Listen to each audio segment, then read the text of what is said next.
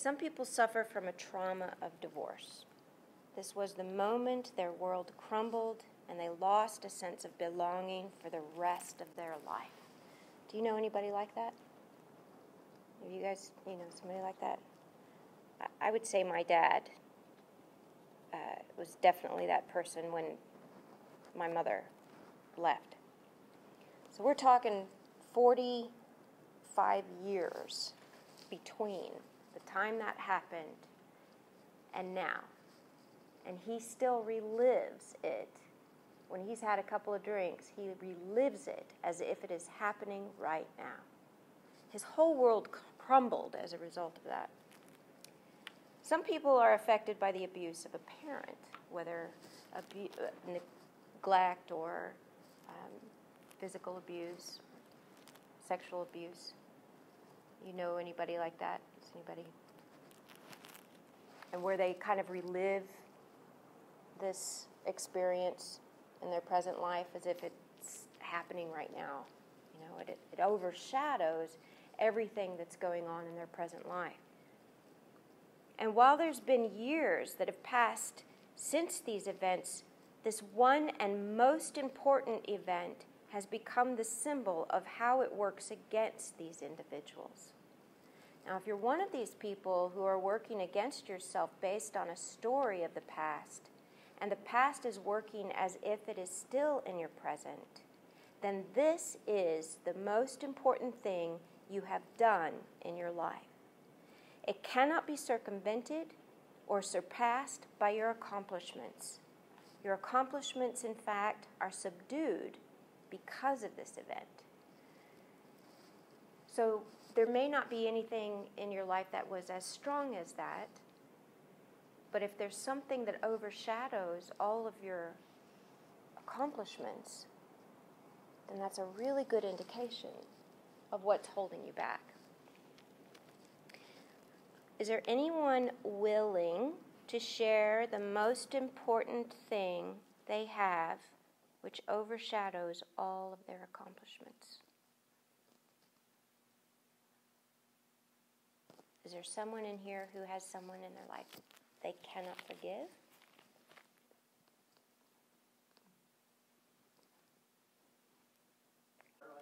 Your number is up. Now, this may not relate to you. I don't know exactly, but God says, Becky has a very important thing to say. And in this important thing to say, she is always reliving the last time she said something really important. And this really important thing has to do with why she is the most important person in the life of the individuals for whom she speaks. These people are not even in the world today. They have long gone, but they have a spirit of being that's really important to be expressed. If this makes sense to you, give us details. I certainly, I know people who have died, I don't know if they are the people who have things that need to be expressed and I'm the one to express them. I don't know, my parents died when I was in my mid-20s. My grandmother died when I was in my late 20s. My favorite aunt, who is kind of like my surrogate mother, died a few months ago. Anyway. So these people are the very people we're talking about. These people are always around you. They never leave your side. Mm-hmm. And they have guided you for a very long time. But you didn't notice because you were always concerning yourself with loss. And when loss causes you to worry about yourself, to worry that maybe you're going to be alone for a long time, and alone in a way that is deep within you, not just physically alone, but deep within you, a loneliness that overtakes you sometimes. In fact, it takes you in such a way that you feel as if there's nothing you can do to feel warm and secluded?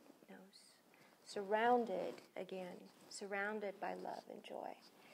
So the best way to overcome this feeling is to imagine that you are not alone. And not only are you not alone, you are surrounded by at least 40 people who are on the other side. There are at least 40 of them at any given time, because they know what happened. They know why you feel this way. They know that the reason you feel this way is because they're gone. And the reason that they want to be around you is because they're constantly trying to tell you that they're not gone. And if there is any way you can start to listen to them and hear them, then you will learn what it is about you they're trying to get you to say. So, here's something we want you to imagine. Imagine your parents. Imagine the mother who is not your mother. Imagine the person you were before they died. And when you imagine the person you were before they died, imagine why it is you stopped being that person. And when you stopped being that person, you also stopped caring about what is wrong with you. You just stopped caring. And when you stopped caring, you stopped comforting yourself. And when you stopped comforting yourself, you stopped feeling a sense of comfort and being surrounded by love. And when you felt that, you imagined that maybe, just maybe, there is someone in your life that will always be there and will always keep you warm and safe.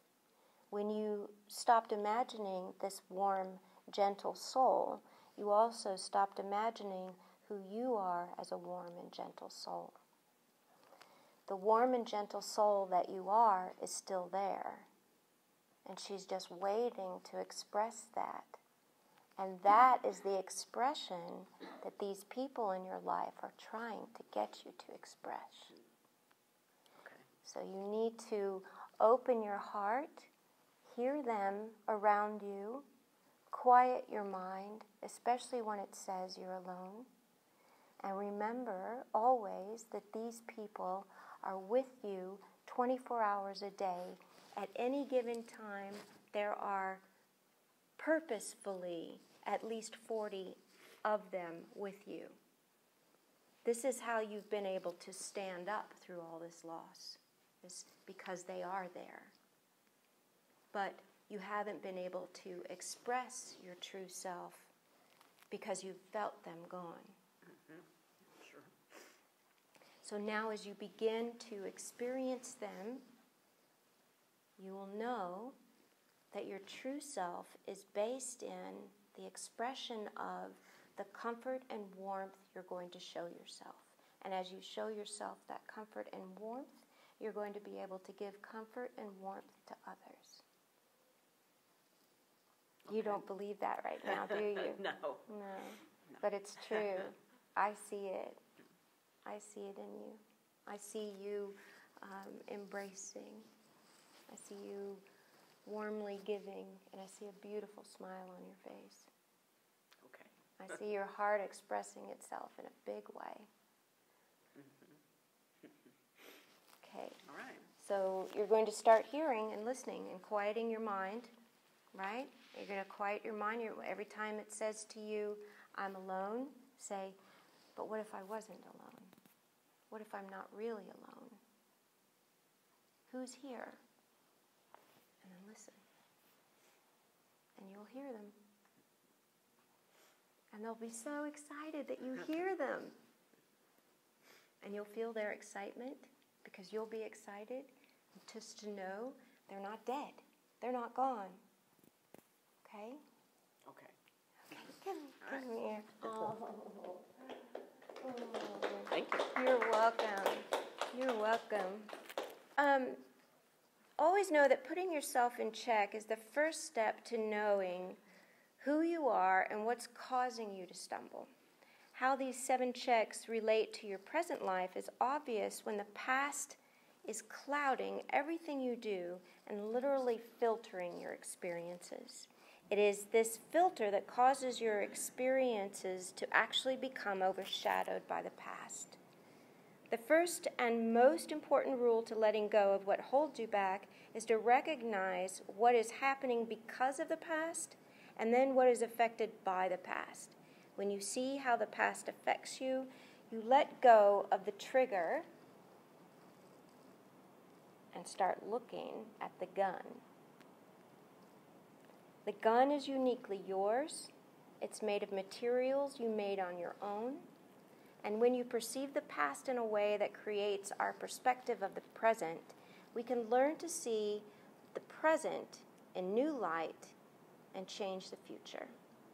When we overshadow our accomplishments with the past, however, we can never fully acquire self-esteem. Self-esteem is so personal, and it is a personal respect that runs so deep, we would never, ever consider reliving a past event that would cause us to stumble. Because self-esteem requires of us to have our full attention on what we will do instead of what we think has been done to us. So, thank you so much for joining me today, and for being volunteers too. Thank you. The recently released book, What to Do When You're Dead, a former atheist interviews the source of infinite being, is a fascinating dialogue between the creator of the universe and the author, Sondra Sneed, who has been in her life to hell and back. Imagine finding out that you may hold the secret to man's survival and that your work is already recorded in the book of life. Well, it's happened to Sondra Sneed, and you get a front row seat to the life of a reluctant messenger bringing forth a message that could save humankind if human beings are willing to listen. Join Sondra Sneed as she takes you on a journey of what to do when you're dead at sondrasneed.com. That's SONDRASNEED.com.